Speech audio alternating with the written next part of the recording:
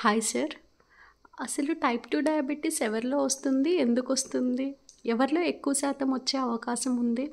Hello, నా పేరు doctor Ganesh పత్తి, ఎండిడిఎం ఎండోక్రైనాలజిస్ట్. అసలు టైప్ 2 డయాబెటీస్ ఎవరిలో వస్తుంది, ఎందుకు వస్తుందని చూసుకుందాం. చాలా కామన్గా టైప్ 2 డయాబెటీస్ అని జెనెటికల్గా వస్తుంది. అంటే ఫ్యామిలీ హిస్టరీ, స్ట్రాంగ్ ఫ్యామిలీ ఎవరికైనా ఇంట్లో వాళ్ళకి ఉంటే డయాబెటీస్ వచ్చే ఆస్కారం ఎక్కువగా ఉంటుంది. ఇంట్లో అమ్మకి కానీ నాన్నకి కానీ ఉంటే వచ్చే ఛాన్సెస్ 40% ఉంటుంది. అమ్మకి నాన్నకి ఇద్దరికి డయాబెటీస్ ఉంటే ఇట్స్ అరౌండ్ 70% వరకు డయాబెటీస్ వచ్చే ఛాన్స్ ఉంటుంది పిల్లలకి. అలానే అక్క చెల్లికి అన్నదమ్ములు కూడా సిబ్లింగ్స్ కూడా వస్తే 3 times ఎక్కువగా ఉంటుంది డయాబెటీస్ ఛాన్సెస్. సెకండ్ కారణం ఏంటంటే ఒబిసిటీ, వెయిట్ ఎక్కువగా ఉండడం.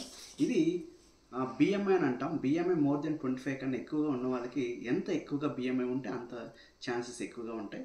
మూడవ కారణం ఏంటంటే సెడెంటరీ లైఫ్ స్టైల్, సరిగ్గా ఫిజికల్ యాక్టివిటీ లేకపోవడం వల్ల, స్ట్రెస్ వల్ల, సరైన వ్యాయామం లేకపోవడం వల్ల మూడవ కారణం. నాలుగవ కారణం ఏంటంటే జంక్ ఫుడ్ ఎక్కువ తినడం, స్వీట్ రిలేటెడ్ షుగరీ బేవరేజెస్ తీసుకోవడం కానీ, సింపుల్ షుగర్స్ కానీ, ఇలాంటి వాటి ప్రాసెస్డ్ ఫుడ్స్ తీసుకోవడం, వీటి వల్ల డయాబెటీస్ వచ్చే ఛాన్స్ ఎక్కువ ఉన్నాయి. అందుకే డయాబెటీస్ వచ్చిన ప్రతి 35 years దాటిన వాళ్ళకి, ఎస్పెషల్లీ ఈ రిస్క్ ఫ్యాక్టర్స్ ఉన్న వాళ్ళకి సంవత్సరానికి ఒకసారైనా డయాబెటీస్ స్క్రీనింగ్ అంటే ఫాస్టింగ్ షుగర్ టెస్ట్, పోస్ట్ నాల్ sugar test, 3 months HbA1c test వీటిలో చేయించుకోవాలి.